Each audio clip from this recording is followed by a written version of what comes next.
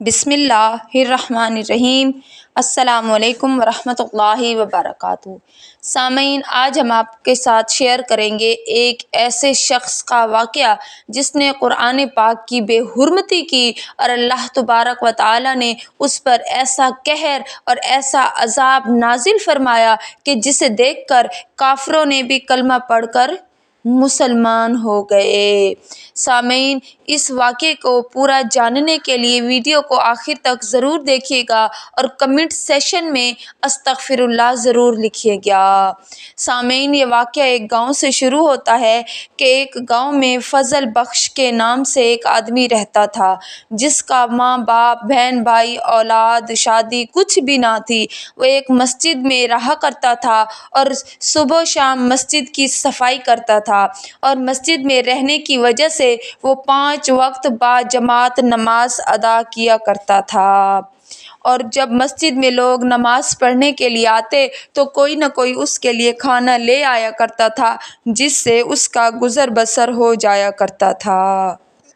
اور جب وہ نماز سے فارغ ہوتا تو قرآن پاک پڑھنے بیٹھ جایا کرتا تھا۔ ایک مرتبہ امام مسجد نے اس فضل بخش سے کہا کہ تم شادی کیوں نہیں کر لیتے تاکہ تمہارا گھر بس جائے اور تم اپنی زندگی میں خوشحال زندگی گزارو؟ تو وہ کہنے لگا، مولوی صاحب، آپ جانتے ہیں کہ میں ایک غریب نادار شخص ہوں، بھلا کون شخص مجھے بیٹی دے گا کہ میرا نہ کوئی گھر ہے نہ میرا ٹھکانہ ہے، میں تو خود بھی مسجد میں رہتا ہوں اور لوگوں کا دیا ہوا کھاتا ہوں۔ تو امام مسجد نے کہا، تم اس بات کی فکر نہ کرو، میرے دور رشتہ داروں میں ایک طلاق یافتہ لڑکی ہے، میں چاہتا ہوں کہ تمہارا اس سے نکاح کروا دوں۔ تو وہ شخص فضل بخش کہنے لگا کہ اگر کوئی لڑکی مجھ سے شادی کے لیے رضامند ہو جائے تو مجھے کوئی اعتراض نہیں ہے۔ تو امام مسجد نے اس فضل بخش سے کہا کہ تم اپنے لیے کوئی کرائے کا گھر تلاش کرو۔ تو فضل بخش نے کہا، مولوی صاحب، میں کماتا نہیں ہوں تو میں گھر کا کرایہ کیسے ادا کروں گا اور اپنا گھر ہستی کیسے چلاؤں گا؟ تو امام مسجد نے اس سے کہا کہ بس تم کرائے کا گھر تلاش کرو، آگے کی ذمہ داری میری ہے۔ اور پھر مسجد میں اعلان کر دیا کہ جو کوئی اللہ تبارک و تعالیٰ کی راہ میں کچھ دینا چاہتا ہے تو وہ مسجد میں آ کر دے جائے، چاہے وہ گھر کا ضروری سامان ہی کیوں نہ ہو، برتن، جوتے، کپڑا، فرنیچر، ساز و سامان، کچھ بھی جو کوئی اللہ کی راہ میں دینا چاہتا ہے وہ آ کر مسجد میں دے جائے۔ جب اعلان سنا تو بہت سے لوگوں نے اللہ کی راہ میں گھر کا سامان جا کر مسجد میں رکھ دیا، اور پھر کرائے کا گھر تلاش کر کے وہ سامان گھر میں شفٹ کر دیا گیا۔ اور پھر امام مسجد نے فضل بخش کو بتایا کہ جمعہ والے دن تمہارا نکاح ہو جائے گا، اور پھر جمعہ کا دن آیا تو فضل بخش کا نکاح اس مولوی صاحب نے اس لڑکی سے پڑھوا دیا۔ وہ لڑکی انتہائی صابر، شاکر تھی، اللہ تبارک و تعالیٰ کی نیک بندی تھی، اس کی عبادت کیا کرتی تھی۔ جب فضل بخش نے اپنی بیوی کو دیکھا اور اس کی صفات دیکھیں تو بہت خوش ہوا۔ اب اس شخص نے مسجد میں رہنا ختم کر دیا، اپنے گھر میں رہنا شروع کر دیا، اور ایک دن وہ روزگار کی تلاش میں نکلا اور چلتے ہوئے ایک لنگر خانے پر جا پہنچا۔ وہاں پر جا کر اس نے کام طلب کیا تو جو لنگر خانے کا بڑا تھا وہ اللہ کا ایک بزرگ نیک ولی تھا، وہ لوگوں کو مفت میں کھانا کھلایا کرتا تھا۔ جب فضل بخش نے وہاں جا کر اپنے لیے کوئی کام طلب کیا تو اس بڑے مولوی صاحب نے، اس اللہ کے ولی نے اسے وہاں پر نوکری پر رکھ لیا۔ وہ دن بھر وہاں پر لوگوں کو کھانا کھلایا کرتا تھا، اور شام کو بدلے میں اسے دن میں بچا ہوا کھانا بھی مل جاتا تھا اور مزدوری کے طور پر روپے پیسے بھی مل جاتے تھے۔ فضل بخش کا گزر بسر بہت اچھے سے ہونے لگا اور وہ اللہ تبارک و تعالیٰ کا بہت شکر گزار ہوا جس نے اسے گھر بھی عطا کیا، بیوی بھی عطا کی، روزگار بھی بھی عطا کیا۔ اور پھر جب اس کی شادی کو 1 سال گزرا تو اللہ تبارک و تعالیٰ نے انہیں ایک خوبصورت بیٹی سے نوازا۔ فضل بخش اور اس کی بیوی بہت خوش تھے کہ اللہ تبارک و تعالیٰ نے انہیں اپنی رحمت سے نوازا ہے۔ دن اسی طرح گزرتے رہے۔ شادی کو 3 برس گزرے کہ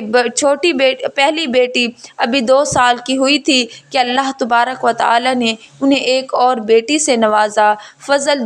بخش دوبارہ بہت خوش ہوا کہ اللہ نے انہیں پھر اپنی رحمت سے نوازا ہے، تو اس کی بیوی کہنے لگی کہ اب جب درگاہ پر جانا تو اللہ کے ولی سے کہنا کہ وہ ہمارے لیے دعا کرے کہ اللہ پاک اگلی مرتبہ ہمیں بیٹا عطا کرے، کیونکہ بہنوں کے لیے بھائی کا ہونا بہت ضروری ہے۔ اب تم خود دیکھو، تمہارا خاندان کوئی نہیں ہے، اگر ہمارا بیٹا نہ ہوا تو ہماری بیٹیوں کا کون خیال رکھے گا؟ تو اسی وجہ سے بیٹے کا ہونا بہت ضروری ہے۔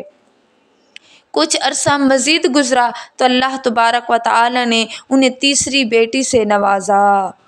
اللہ تبارک و تعالیٰ کی رحمت کو دیکھ کر فضل بخش مطمئن تھا کہ اللہ تبارک و تعالیٰ اپنی رحمت اسی گھر بھیجتا ہے جس گھر سے وہ راضی ہوتا ہے، لیکن اس کی بیوی تھوڑا ڈر رہی تھی اور یہی دعا کرتی تھی کہ اللہ پاک انہیں اب بیٹا عطا کرے۔ اب وہ کہنے لگی کہ جب بھی تم اللہ کے ولی کی درگاہ پر جانا تو دعا کروانا کہ اللہ تبارک و تعالی ہمیں اگلی بار بیٹا عطا فرمائے۔ لیکن جب چوتھی مرتبہ بھی اللہ نے انہیں بیٹی عطا کی تو اب فضل بخش کی بیوی نے رونا شروع کر دیا اور کہا کہ مجھے لے جاؤ درگاہ پر اور میں دعا مانگتی ہوں کہ اللہ پاک ہمیں بیٹا عطا کرے۔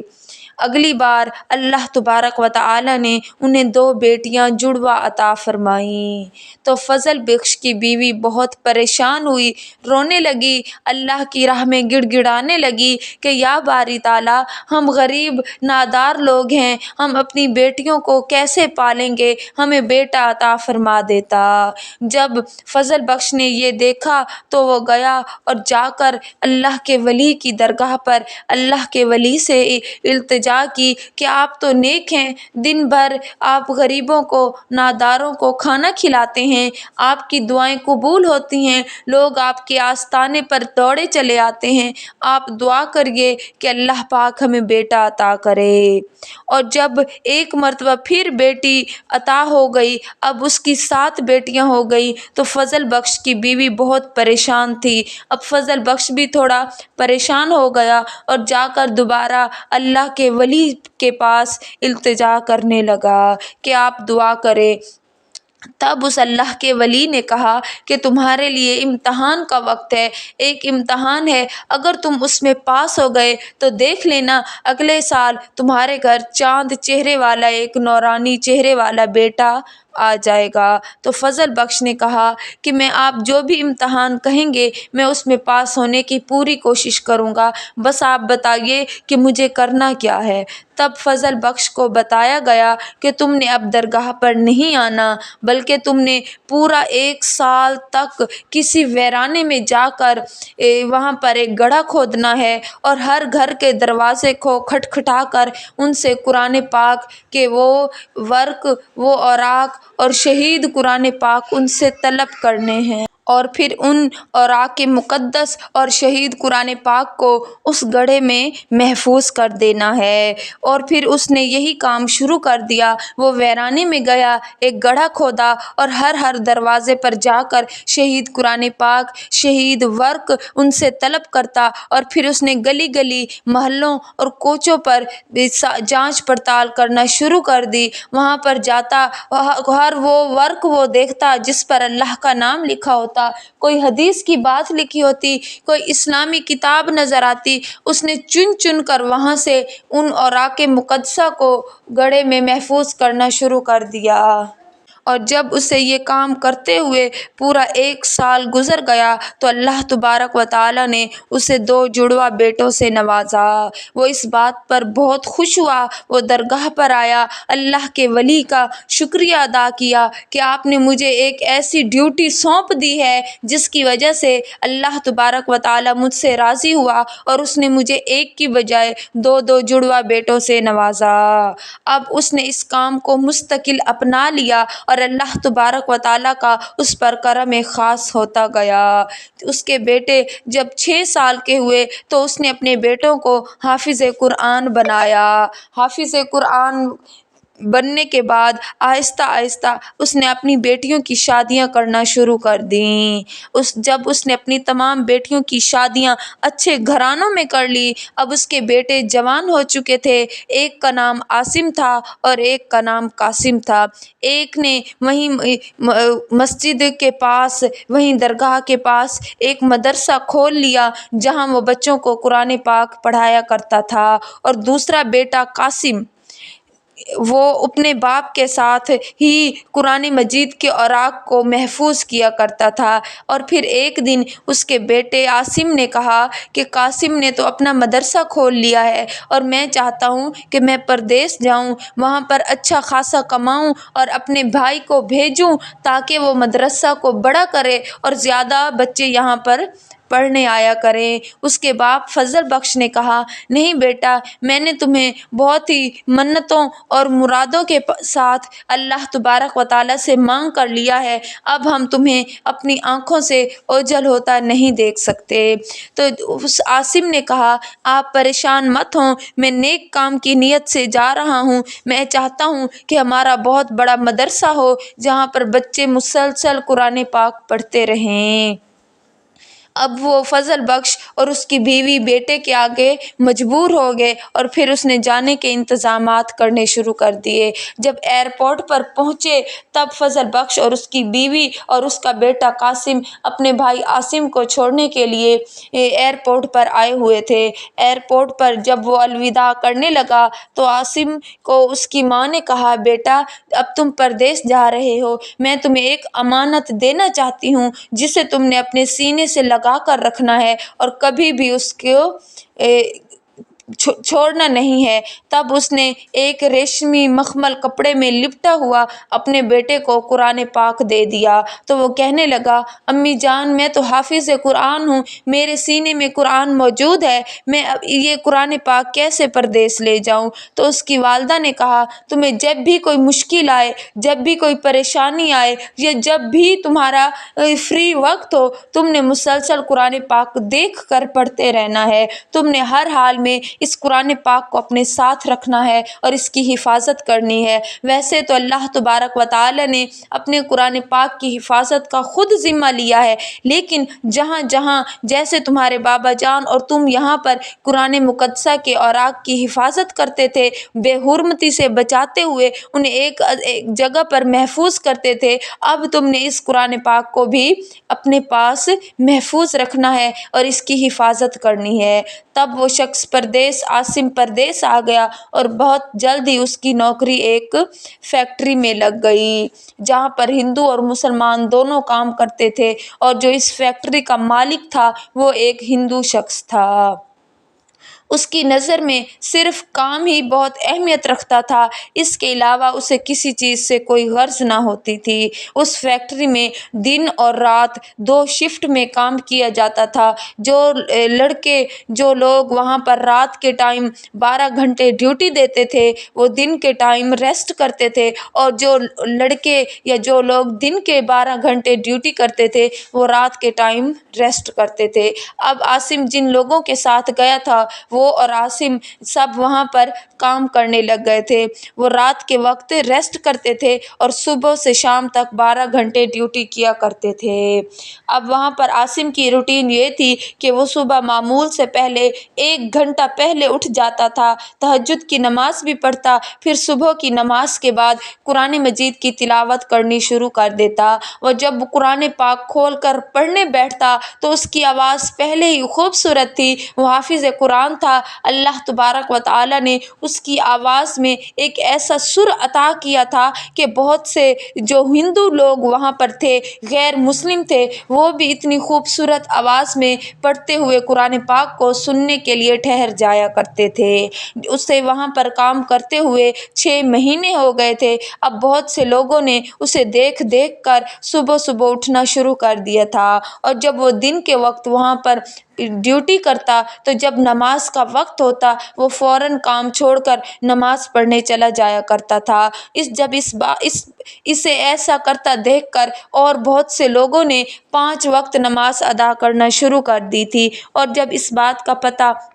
اس فیکٹری کے مالک کو چلا تو اس نے لوگوں کو ڈانٹنا شروع کر دیا کہ تم کام کے دوران میرا کام چھوڑ کر نماز کے لیے کیسے جاتے ہو؟ اگر تم لوگوں نے آج کے بعد میرا کام چھوڑ کر نماز کے لیے جانا چاہا تو میں تم لوگوں کی آدھی تنخواہ کاٹ دوں گا۔ لیکن عاصم پر اس بات کا کوئی اثر نہ ہوا۔ وہ معمول کے مطابق 1 گھنٹہ پہلے اٹھتا، قرآن پاک کی تلاوت کرتا، اور پھر دن میں بھی روزانہ مسجد میں 5 وقت جا کر نماز ادا کیا کرتا تھا۔ اگلے مہینے جب عاصم کو تنخواہ ملی تو وہ آدھی کٹ چکی تھی، اور اس کے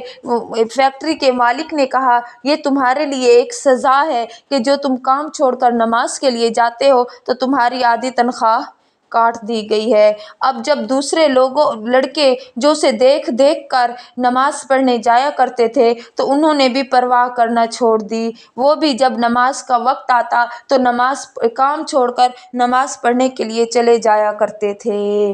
ایک دن کچھ ایسا ہوا کہ اسے دیکھ کر جو چند ہندو لڑکے ان کے بالکل قریب میں رہتے تھے اور بالکل پاس ہی میں کام کرتے تھے، انہوں نے عاصم سے کہا کہ ہم قرآن پاک پڑھنا چاہتے ہیں، ہم سننا چاہتے ہیں کہ یہ کتنی عظیم کتاب ہے، اور جس آواز کے ساتھ تم خوبصورتی کے ساتھ قرآن پاک کو پڑھتے ہو، وہ خوبصورتی جو کشش ہے قرآن پاک کے الفاظ کی، اس نے ہمارے دلوں میں گھر کر لیا ہے، ہمارے دل کی حالت بدل گئی ہے، ہم بھی قرآن پاک پڑھنا چاہتے ہیں۔ اس طرح عاصم نے وہاں پر چند لڑکوں کو صبح صبح قرآن پاک پڑھانا شروع کر دیا، اور دن میں وہ 5 وقت نماز ادا کیا کرتے تھے۔ لیکن وہاں کا جو باس تھا اس نے تقریباً تمام وہ لڑکے جو قرآن پڑھنے کے لیے چلے جایا کرتے تھے، ان تمام جو نماز پڑھنے کے لیے دن میں 5 وقت جایا کرتے تھے، ان کی آدھی تنخواہ کاٹ لی تھی۔ یہ وہ سزا تھی کہ وہ کام چھوڑ کر نماز پڑھنے کیوں جاتے ہیں، کیونکہ وہ ہندو تھا، اور پھر اپنی ہندو مذہب کو پیچھے ہوتا اور اسلام مذہب کو تیزی سے پھیلتا دیکھ کر برداشت نہیں کر پایا۔ اور اتوار کے دن جب فیکٹری سے چھٹی ہوتی تو وہ وہاں کے تمام مسلمان لڑکوں کو لے کر فیکٹری میں ایک جگہ بیٹھ جاتا اور انہیں پیارے آقا علیہ الصلاۃ والسلام کی سیرت مبارکہ بتاتا، پیاری سنتوں پر خود بھی عمل کرتا اور ان سے بھی عمل کرواتا۔ جب یہ سب کچھ اس باس نے دیکھا تو وہ کہنے لگا، تم کتنے ڈھیٹ ہو کہ میں نے تمہاری سیلری آدھی کر دی، باقی لڑکوں کی سیلری آدھی کر لی، تم پھر بھی باز نہیں آتے۔ اب میں دیکھتا ہوں کہ تم کب تک اپنے رب کی نافرمانی سے بچے رہو گے۔ اب وہاں پر موجود 3 غیر مسلم لڑکے جو وہاں اسے روز پڑھتا اور پھر عمل کرتا دیکھ رہے تھے، وہ ایک دن ڈرتے ڈرتے عاصم کے پاس آئے اور کہنے لگے کہ ہمیں تمہارا پڑھنا بہت پسند آیا ہے، ہم بھی چاہتے ہیں کہ ہم بھی تمہاری طرح صبح صبح اٹھیں، قرآن پاک پڑھیں، لیکن ہمارا باس سخت ہے اور تم جانتے ہو ہم غیر مسلم ہیں، اگر ہمارے باس کو پتہ چل گیا تو وہ فیکٹری سے ہماری چھٹی کروا دے گا اور ہمارا گھر کا خرچہ بھی بند کروا دے گا۔ تو عاصم کہنے لگا کہ تم اللہ تبارک و تعالیٰ سے امید رکھا کرو، کیونکہ رزق دینے والی ذات اللہ تبارک و تعالیٰ کی ہے، نہ کہ اس باس کی ہے۔ وہ کہنے لگے کہ ہم قرآن پاک پڑھنا چاہتے ہیں، لیکن ہم یہ چاہتے ہیں کہ ابھی اس بات کا پتہ باس کو نہ لگے، ورنہ وہ ہم سے ناراض ہوگا۔ تو کافی سمجھایا عاصم نے کہ اللہ تبارک و تعالیٰ کی ذات بہت بڑی ہے، وہ عزت، ذلت، رزق، تنگ دستی سب کچھ اسی کے ہاتھ میں ہے، وہ جسے جو چاہے جب چاہے عطا کرے، نواز دے، اور جب چاہے اس سے واپس لے لے۔ پوری کائنات کا نظام اللہ تبارک و تعالیٰ ہی چلا رہا ہے۔ پھر بھی اگر تم لوگ اپنے باس سے اتنا ڈرتے ہو تو میں اس بات کا تذکرہ کسی سے نہیں کروں گا۔ اور پھر اس کے بعد ان 3 لڑکوں نے عاصم سے تقریباً 1 سال کے اندر قرآن مجید ختم کر لیا۔ اب وہاں پر عاصم کو کام کرتے ہوئے 3 سال گزر چکے تھے۔ عاصم کے ماحول کی وجہ سے اور کافی لوگوں نے اسلام قبول کر لیا، کلمہ پڑھ کر مسلمان ہو گئے، اور پھر اسے دیکھ کر فیکٹری کا ماحول بدل گیا۔ اور جب اس بات کا پتہ باس کو چلا تو وہ بہت زیادہ چیخا چلایا کہ یہ کون ہوتا ہے جو میری فیکٹری میں آ کر میرے ہی لوگوں کا مالک بنا ہوا ہے۔ بس بہت برداشت کر لیا، اب اس عاصم کی خیر نہیں ہے، یہ آج کا دن اس کی زندگی کا آخری دن ہوگا، اب اس کے بعد وہ اپنی زندگی کا کوئی اور سورج نہیں دیکھ سکتا۔ اگلے دن جمعہ کا دن تھا، صبح کا ٹائم تھا، اور عاصم صبح بلند آواز سے قرآن مجید پڑھ رہا تھا۔ جب باس وہاں پہنچا تو وہ غصے سے آگے بڑھا، اس نے آگے بڑھ کر عاصم کو ایک زوردار تھپڑ مارا اور قرآن پاک لے کر دور گرا دیا، اور پھر ماچس منگوا کر اس قرآن پاک کو آگ لگا دی اور پھر وہاں سے چلا گیا۔ عاصم کو اتنا مارا تھا کہ اسے کافی تکلیف ہوئی، وہ خون میں لت پت ہو گیا۔ اور اس کے بعد اچانک باس جیسے ہی اپنے کمرے میں پہنچا تو چیخوں کی آواز بلند ہونے لگی۔ اس نے بتایا کہ مجھے بے چینی شروع ہو گئی ہے، میرے جسم میں درد سٹارٹ ہو گیا ہے۔ اسے پروٹوکول میں ایک بہت بڑے ہاسپٹل میں لے جایا گیا، وہاں ICU میں شفٹ کیا گیا، لیکن کسی بھی ڈاکٹر کو اس کی بیماری سمجھ نہیں آ رہی تھی۔ اس کا جسم جگہ جگہ سے لال ہونے کے بعد اب پھٹنے لگا تھا۔ تکلیف اتنی تھی کہ پورے ہسپتال میں چیخ و پکار بلند ہو رہی تھی۔ اس کے ٹیسٹ کیے گئے لیکن ڈاکٹروں کو کوئی بیماری سمجھ نہیں آ رہی تھی، حتیٰ کہ اس کے جسم